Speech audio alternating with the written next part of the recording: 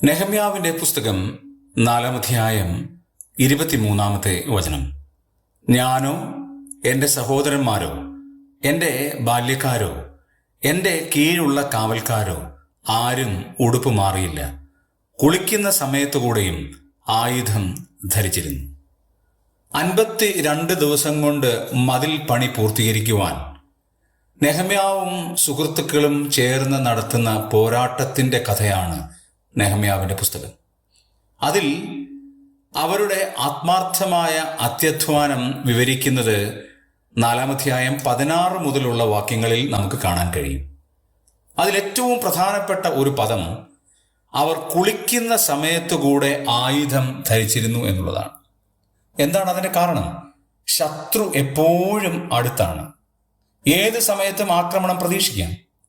എതിർപ്പ് വളരെ രൂക്ഷമായ ഒരു സാഹചര്യമാണ്.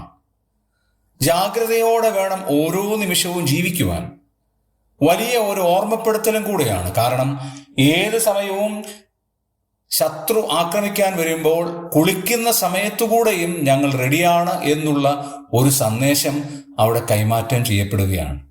പിശാചും ഇതുപോലെ തന്നെയാണ്. നമ്മുടെ കൂടെ എല്ലാ നിമിഷവുമുണ്ട്.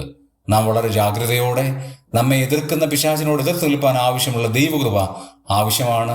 ദൈവകൃപയ്ക്ക് വേണ്ടി നമുക്ക് യാചിക്കാം.